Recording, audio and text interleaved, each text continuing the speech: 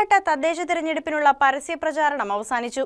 Ward തലങ്ങളിൽ നടന്ന കൊട്ടിക്കലാശത്തിൽ വിവിധ രാഷ്ട്രീയ പാർട്ടി പ്രവർത്തകർ ആവേശത്തോടെയാണ് പങ്കെടുത്തത്. നാടിന്റെ മുക്കിലും മൂലയിലും തദ്ദേശ തെരഞ്ഞെടുപ്പിന്റെ അലയൊലികൾ എത്തിച്ച 20 ദിവസത്തോളം നീണ്ടുനിന്ന ആവേശം നിറഞ്ഞ പ്രചാരണത്തിനാണ് തിരശ്ശീല വീണത്. തദ്ദേശ സ്വയംഭരണ സ്ഥാപനങ്ങളിലേക്കുള്ള തെരഞ്ഞെടുപ്പായതിനാൽ പ്രമുഖ രാഷ്ട്രീയ പാർട്ടികളെല്ലാം തന്നെ കൊട്ടിക്കലാശം നടത്തിയത് വാർഡുകൾ കേന്ദ്രീകരിച്ചായിരുന്നു.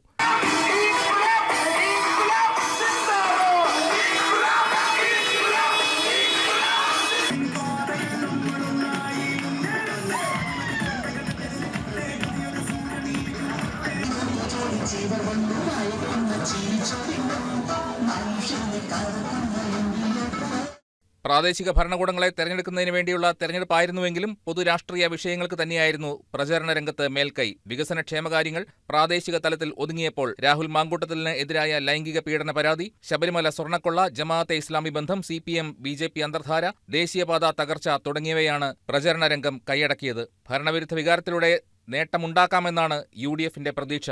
അതേസമയം പ്രാദേശിക ഭരണകൂടങ്ങളിലും സ്വാധീനം വർദ്ധിക്കുക എന്ന ലക്ഷ്യമിട്ട് BJPയും വലിയ തോതിൽ പ്രചാരണം നടത്തിയിരുന്നു. News desk KCV news.